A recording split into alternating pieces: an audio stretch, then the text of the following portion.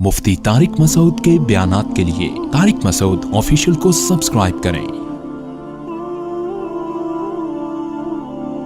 Tariq Masood official.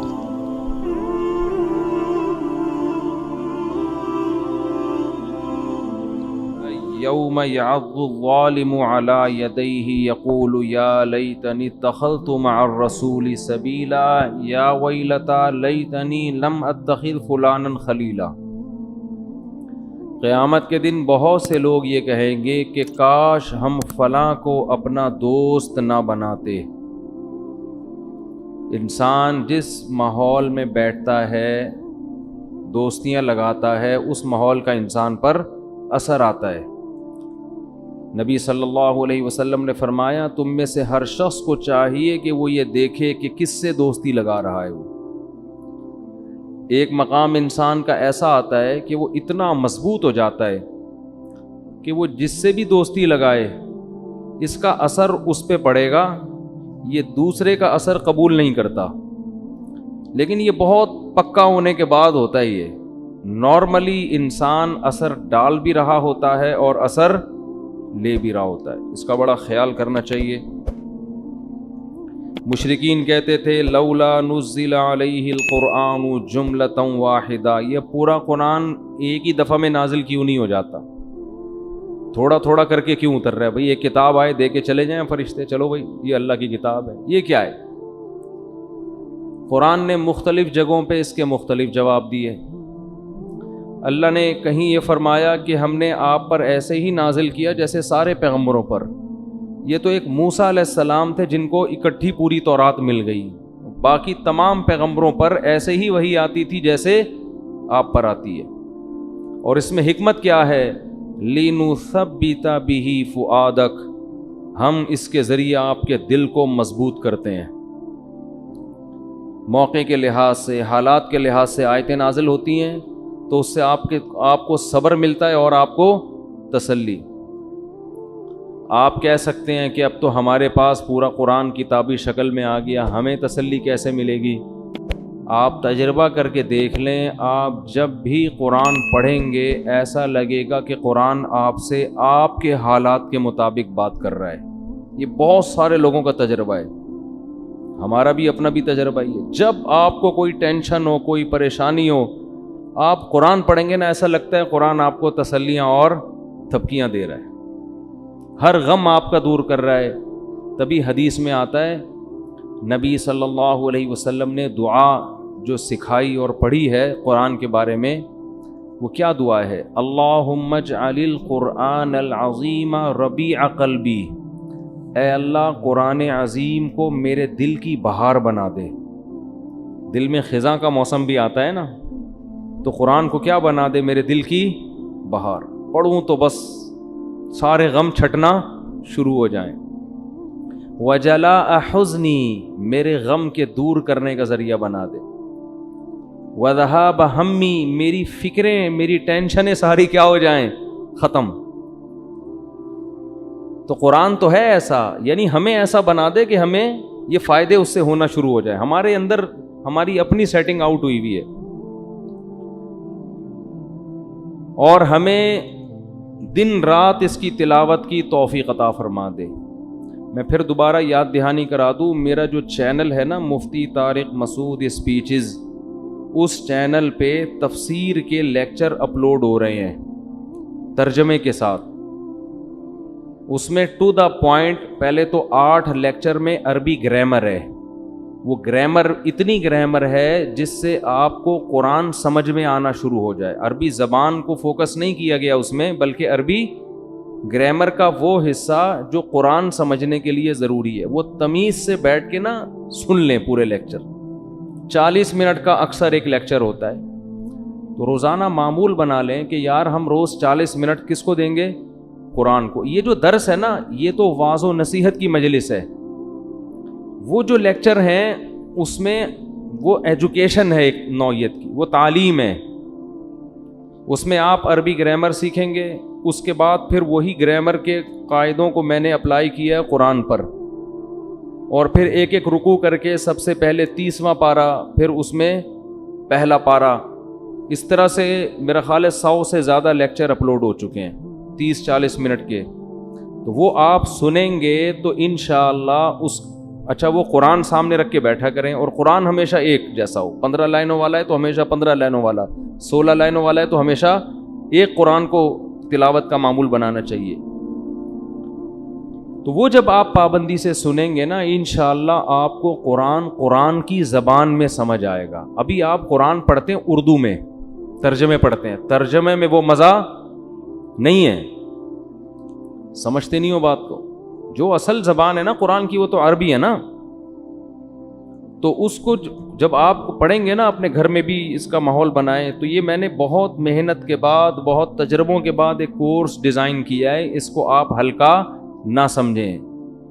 لوگوں کو عام طور پہ شوق ہے تکلفات کا، جب تک کوئی انسٹیٹیوٹ نہ ہو، کوئی سرٹیفکیٹ نہ ہو، پراپر طریقے سے یہ نہ ہو، وہ تکلفات میں پڑھتے ہیں لوگ۔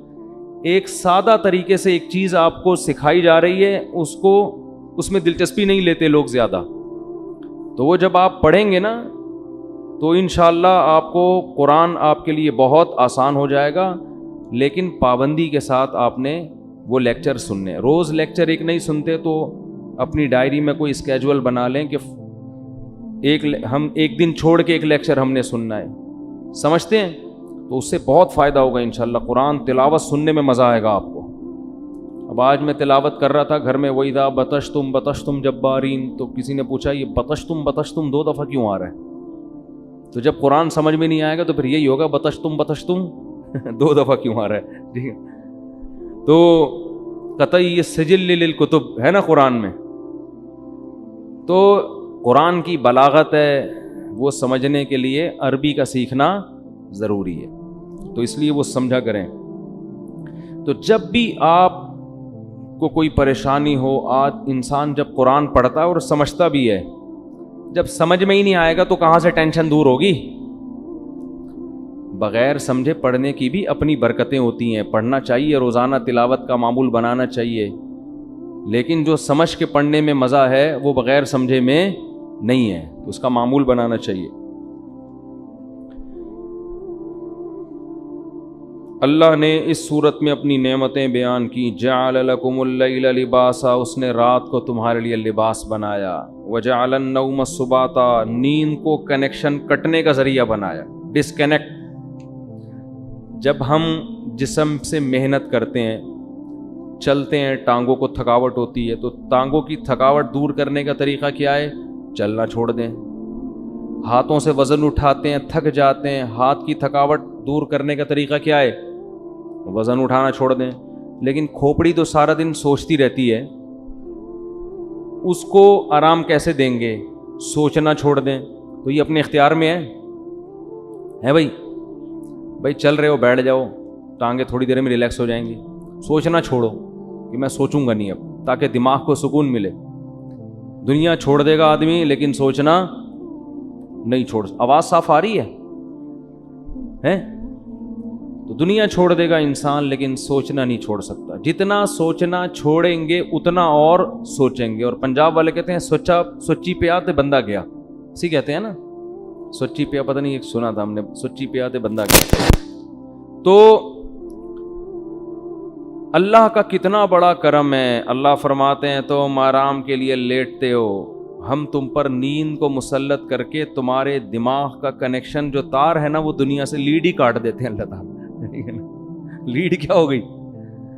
کیسا خراٹے لے کے پڑا ہوا ہوتا ہے کئی گھنٹے، کبھی ادھر کروٹ کبھی ادھر کروٹ، اس کے بعد جب صبح اٹھتا ہے کیسا دماغ فریش، صبح کے وقت میں ایسا لگتا ہے جیسے نئی زندگی مل گئی ہو۔ صبح اتنا سکون ہوتا ہے انسان کی طبیعت میں۔ اس سکون کی سب سے بڑی علامت پتہ ہے کیا ہے؟ کہ صبح آپ خاموش ہوتے ہیں۔ جو انسان سکون میں نہیں ہوتا نا وہ بولتا بہت ہے، اور جو سکون میں ہوتا ہے وہ کیا ہوتا ہے؟ بولو نا، ابھی تو بولنے کا ٹائم ہے۔ یہ ثابت کر رہے ہیں کہ ہم سکون میں ہیں۔ دیکھو صبح صبح فریش ہوتا ہے نا ذہن، تو فجر کی نماز میں آپ آ کے دیکھیں نمازی چپ چاپ بیٹھے ہوئے ہوں گے، تمیز سے، اور آدمی منہ نیچے کر کے بیٹھا ہوا ہوگا آرام سے۔ امام اگر 2 منٹ لیٹ بھی ہو جائے کوئی پیچھے مڑ کے نہیں دیکھتا، تکلیف نہیں ہوتی کسی کو، آ جائے گا بھائی، کو بھاگا تھوڑی جا رہا ہے۔ لیکن ظہر اثر میں دیکھیں آپ ایک گہما گہمی، کوئی ادھر دیکھ رہا ہے، کوئی یوں دیکھ رہا ہے، کوئی گھڑی کو دیکھ رہا ہے، کوئی پیچھے دیکھ رہا ہے، وضو خانے میں امام کہاں گیا بھائی. گھروں میں بھی آپ دیکھیں صبح صبح اٹھ کے بچے اسکول جا رہے ہوتے ہیں، مائیں ان کو ناشتے کرا رہی ہوتی ہیں، ہلکی پھلکی بات ہوتی ہے، بیٹا یہ لے آؤ، یہ کر لو، وہ اس طرح، بس جو ضرورت کی بات، ٹو دا پوائنٹ. وہ خاموش ہوتا ہے انسان. صبح اٹھیں آپ، منہ دھوئیں، چائے وائے پئیں یا ناشتہ کریں، اس کے بعد کوئی آ کے باتیں کرنا شروع کر دے، انسان کو غصہ آتا ہے. بھائی چپ کر کے بیٹھو آرام سے یار، صبح صبح کے ٹائم پہ کیا لگائی ہوئی ہے، کہتے ہیں نا. اس لیے کہ دماغ میں کیا ہوتا ہے، سکون. تو یہ جو انسان ہے نا، یہ جتنا سکون میں ہوگا اتنا خاموش ہوگا. لوگ الٹا سمجھتے ہیں کہ جتنا بولو گے اتنا سکون ملے گا. ایسا نہیں ہے. بولنا بے سکونی کی علامت ہے اور بے وقوفی کی بھی علامت ہے. بچے زیادہ بولتے ہیں کیونکہ بے وقوف ہوتے ہیں. ہر وقت بولتے رہیں گے کہ نہیں بولتے رہیں گے، ابو یہ کیا ہے، ابو یہ کیوں، میں کیوں کرتے رہیں گے. میں کیا پالوں، میں کیا کروں، مجھے یہ چاہیے، مجھے وہ چاہیے. جب تھوڑے بڑے ہوتے ہیں تو چپ کر کے آرام سے کونے میں بیٹھے رہتے ہیں. ہمارے حضرت مفتی رشید احمد صاحب رحمہ اللہ تعالیٰ کی محفل میں جب ہم پہلی مرتبہ گئے، حضرت کی آدھا گھنٹہ محفل ہوتی تھی، تو ہم جب جا کے بیٹھے ہیں تو وہ ہمارا خیال تھا آتے ہی باتیں کرنا شروع کر دیں گے. وہ آدھا گھنٹہ خاموش بیٹھے رہے، چپ بالکل. ہم کالج سے نکل کے گئے تھے، ہم نے یہ ماحول کبھی دیکھا ہی نہیں تھا. ہم بھی جا کے چپ کر کے ہمیں بولتے ہوئے اب ڈر لگ رہا ہے، ہم بھی چپ کر کے تمیز سے بیٹھ گئے وہاں. آدھا گھنٹہ وہ چپ بیٹھے رہے. تھوڑا دائیں دیکھا، بائیں دیکھا، پھر اپنے کوئی تحریر تھی ان کے ہاتھ میں، تھوڑی سی اس پہ نظر کی، پھر چپ. پھر کسی کو دیکھ کے تھوڑا سا مسکرائے. ہم نے کہا اب بولیں گے کچھ، بس مسکرانے پہ اکتفا کیا. بھئی یہ مس کال ہے، فی الحال اتنا کافی ہے، ٹھیک ہے نا. یہ خاموش پیغام تھا، پتہ نہیں کیا پیغام دیا انہوں نے. آدھے گھنٹے کے بعد واپس چلے گئے. ہم نے کہا یہ کیسی محفل ہے بھائی. لیکن عجیب بات یہ کہ سکون ہمیں اتنا ملا شاید زندگی میں کبھی نہ ملا ہو. ایسا سکون ملا، اڑے یہ کیا ہے بھائی. ایسی خاموش جیسے سکینت آسمان سے اتر رہی ہے. میرے بڑے بھائی ایک دفعہ آئے ہمارے یہاں مدرسے میں، سب طلبہ نا چپ چاپ بیٹھے ہوئے مطالعہ کر رہے تھے اپنا. تو وہ کئی گھنٹے ہمارے مدرسے میں رہے. تو جب وہ جانے لگے، کہنے لگے اللہ کی قسم ایسا سکون زندگی میں کبھی بھی نہیں ملا جو یہاں کے ماحول میں. چپ چاپ سب بیٹھے ہوئے اپنے کام سے کام. لیکن آپ مختلف اداروں میں جا کے دیکھو، اپنے کام کے علاوہ دنیا کا ہر کام آدمی کر رہا ہوتا ہے. ایک موبائل کی دکان میں میں گیا نا، میں نے اس سے کہا یار موبائل ذرا خراب ہو گیا، اس کو ٹھیک کر دو. تو وہ ٹھیک کرنے لگا تو ایک دوسرا آ کے جھانکنے لگا نا کیا کر رہا ہے یہ. انہی کے ملازم میں سے ایک دوسرا جھانکنے لگا یہ کر کیا رہا ہے. تو جو سیٹ تھا نا اس نے اس دوسرے کو ڈانٹ لگائی کہ تو اس کے کام میں ٹانگ کیوں اڑا رہا ہے. تیرا کام ہے موبائل سیل پرچیز کا، تیرا کام ہے، اس کا کام ہے ٹھیک کرنا، تو ادھر جھانک کے کیوں دے رہا ہے. اس کو یہ ڈر تھا کہ یہ اس سے کام تو نہیں سیکھ رہا کہیں. ٹھیک، تو یہ بھی بے سکونی کی علامت ہے نا. تو بچے بہت بولتے ہیں، ہر وقت بولتے رہتے ہیں، ہر وقت بولتے، چڑ چڑ پڑ پڑ کرتے رہتے ہیں بیٹھ. وہ بچوں پہ تو سوٹ کرتا ہے، بڑوں پہ سوٹ نہیں کرتا. دوسری بات یہ کہ مرد زیادہ بولتے ہیں یا خواتین زیادہ بولتی ہیں بھائی؟ خواتین زیادہ بولتی ہیں معذرت کے ساتھ. تو یہ خود خواتین کی اس بات کی علامت ہے کہ مردوں سے ان میں عقل تھوڑی زیادہ کم نہیں، تھوڑی سی کم ہوتی ہے. وہ مانتی نہیں ہے خواتین، لیکن خواتین کو دلیل سے یہ بات سمجھانی ہو نا تو ان کو یہ سمجھایا کریں کہ بچوں میں عقل زیادہ ہوتی ہے یا بڑوں میں. تو فوراً وہ کہیں گی بچوں میں عقل کم اور بڑوں میں زیادہ. پھر ان کو یہ کہا کریں کہ بچے زیادہ بولتے ہیں یا بڑے، تو وہ کہیں گی بچے زیادہ بولتے ہیں. تو آپ ان کو بتائیں کہ اس سے پتہ چلتا ہے کہ جن میں عقل کم ہوتی ہے وہ زیادہ بولتے ہیں. یہاں تک وہ آپ سے اتفاق کریں گے بالکل ٹھیک. پھر آپ ان سے کہیں کہ اچھا کسی محفل میں مرد بیٹھے ہوئے ہوں اور کسی محفل میں خواتین، تو شور شرابے کی آواز زیادہ کہاں سے آئے گی. ہم تو بچپن میں شادیوں میں جاتے تھے نا، تو پہلے تو مکس گیدرنگ کا ماحول نہیں تھا، اب تو مکس کی گیدرنگ ہو گئی ہے. تو زنانہ الگ ہوتا تھا، مردانہ الگ. تو ہم جب مردوں کے ڈپارٹمنٹ میں گھستے تھے چھوٹے بچے، وہاں چپ چاپ تھوڑی بہت بات. خواتین کے ڈپارٹمنٹ میں جاتے تھے وہ چپ چپ چپ. اللہ یہ دوپٹہ تم نے کہاں سے خریدا؟ میں نے وہاں سے خریدا. اللہ تمہیں بلٹن مار کے سستا ملتا ہے, وہاں سے مہنگا ملتا ہے. تمہارے میاں کیا کر رہے ہیں, وہ دیکھو اس کو دیکھے کیا کر رہے ہیں. اتنی اسپیڈ سے باتیں ہوتی ہیں, ایک شور. تو ان کو یہ سمجھائیں, یہ اپنی بیوی کو سمجھائیں گھر جا کے, ٹھیک ہے نا. تو اس کو یہ بتائیں کہ کون زیادہ بولتا ہے. تو وہ کہیں گی کہ بھائی خواتین زیادہ بولتی ہیں. تو کہو اس کا مطلب کیا ہے کہ مردوں میں عقل خواتین کی نسبت زیادہ ہوتی ہے. لیکن وہ اس سے اتفاق کرے گی نہیں, وہ اس سے اتفاق کرے گی نہیں. تو پھر آپ نے, اور پھر آپ برداشت بھی نہیں کر سکو گے. اگر آپ نے اتفاق کر لیا تو پھر آپ نے یہ کہنا ہے کہ یہ تمہارے علاوہ عورتوں کی بات ہو رہی ہے. گھر والی سے کیا کہنا ہے کہ یہ جو میں اصول اور ضابطہ بیان کر رہا ہوں یہ تمہارے علاوہ کے بارے میں بیان کر رہا ہوں. تم بے وقوف نہیں ہو, تم دنیا میں سب سے ذہین ہو. نعرہ تکبیر لگائیں پھر, ٹھیک ہے نا. تو واقعی یہ قاعدہ کلیہ نہیں ہے, ساری ایک جیسے نہیں ہوتی. جو بیان سن رہی ہیں ان کے علاوہ حضرت عائشہ بھی تو تھی نا, کس قدر ذہین تھی. اچھا, جو جلدی جلدی اسپیڈ میں بولتے ہیں یہ بھی اس کی علامت ہوتی ہے, ان میں عقل تھوڑی کم ہے. جو آرام آرام سے بات کرتا ہے نا, سنجیدگی کے ساتھ ٹھہر ٹھہر کے, یہ عقل کے کامل ہونے کی علامت ہے. تو اب بتاؤ باتوں میں اسپیڈ کس کی تیز ہوتی ہے؟ لیکن حضرت عائشہ کی باتیں بہت ٹھہر ٹھہر کی ہوتی تھیں. بلکہ بعض صحابہ کو آپ نے ڈانٹ لگائی ہے. ایک آئے صحابی وہ جلدی جلدی کچھ پوچھنے لگے تو امی عائشہ نے ڈانٹ لگائی کہ اتنی جلدی جلدی بات کیوں کر رہے ہو. پھر فرمایا کہ آپ صلی اللہ علیہ وسلم کیسے ٹھہر ٹھہر کے بات کیا کرتے. تو اس لیے ساری خواتین نہیں ہوتی, بہت سی ذہین بھی ہوتی ہیں. اور یہ جو آج ہم نے سورت پڑھی ہے نا, اس میں ملکہ سبا کا بھی تذکرہ ہے. تو ملکہ سبا بڑی ذہین تھی, اس کا میں ابھی مختصر واقعہ آگے چل کے بیان کرتا ہوں. تو کہاں سے بات چل رہی تھی؟ اللہ نے فرمایا کہ ہم نے تمہارے جو, ہاں, رات کے وقت اللہ ہم پر نیند مسلط کر دیتے ہیں, ہمارے دماغ کا کنیکشن منقطع. ہم صبح اٹھتے ہیں بالکل فریش, اور بات چیت کا کسی سے دل نہیں کرتا. یہ دل نہ کرنا, اور ایک تو دل بعض دفعہ ٹینشن کی وجہ سے بھی نہیں کرتا, وہ الگ چیز ہے. لیکن بعض دفعہ سکون کی وجہ سے انسان کیا چاہتا ہے؟ خاموشی. تو یہ خاموشی میں اس کی علامت ہے بہت فریش ہے یہ اس وقت, اس کا ذہن بہت فریش ہے. تو یہ اللہ کی نعمت ہے, اللہ نے نیند مسلط کی. اللہ فرماتے ہیں هو الذی مرج البحرین ھذا عذب فرات وھذا ملح اجاج. دو سمندروں کو میں نے ایک ساتھ چلایا ہے, یہ سخت کڑوا اور یہ سخت میٹھا. وجعل بینہم برزخا, درمیان میں ایک ایسی دیوار لگا دی ہے جو تمہیں نظر نہیں آتی. بہت جگہوں پہ دیکھا ہے یہ منظر, کڑوے اور میٹھے پانی ساتھ ساتھ چل رہے ہوتے ہیں. وَهُوَ الَّذِي خَلَقَ مِنَ الْمَاءِ بَشَرًا, اس اللہ نے ایک غلیظ پانی سے انسان کو بنایا. میٹیریل کتنا گندا لیکن عزت اتنی دی. فَجَعَلَهُ نَسَبًا وَسِحْرًا, اسے ننیال ددیال والا خاندان بھی دیا اور سسرال والا خاندان بھی دیا.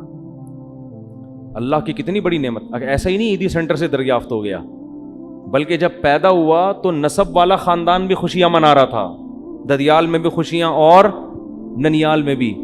اور جب جوان ہوتا ہے تو پھر ایک اور خاندان چپک جاتا ہے اس کے ساتھ, اسے کیا کہتے ہیں؟ جسے پیار سے اسرائیل کہتے ہیں. سسرال کو ہم پیار سے کیا کہتے ہیں؟ اسرائیل. تو اس میں کتنی عزت ہوتی ہے انسان کی. آپ ویسے کسی کے گھر بلا وجہ چلے جائیں دروازہ بجا کے, کوئی بھی نہیں دروازہ کھولے گا, مار کے بھگا دیں گے. لیکن وہاں آپ کا رشتہ ہو گیا تو آپ دروازہ بجائیں گے تو وہ کہیں گے بھائی دروازہ بجانے کی کیا ضرورت, اپنا گھر ہے ایسے ہی گھسے چلے جاتے ہیں. اتنی عزت ملتی ہے نا. اور پھر جو معذرت کے ساتھ گالیاں نہیں دینی چاہیے, لیکن پتہ نہیں مجھے آج کل کیا ہو گیا, جو بے غیرت قسم کے داماد ہیں وہ اس کا ناجائز فائدہ بھی اٹھاتے ہیں. وہ گھر داماد بن کے وہیں پڑ جاتے ہیں کہ اتنی عزت تو ہمیں اپنے باپ کے گھر میں نہیں ملی, یہاں مل رہی ہے. ایسے بھی داماد ہمارے علم میں ہیں جو ایک دفعہ سسرال میں گئے, ان کو عزت ملی تو پولیس بھی آئی ہے ان کو نکالنے کے لیے, وہ باہر نہیں نکلے, وہیں پڑ گئے, ٹھیک ہے, گھر داماد بن گئے. تو ایسے بھی ہیں.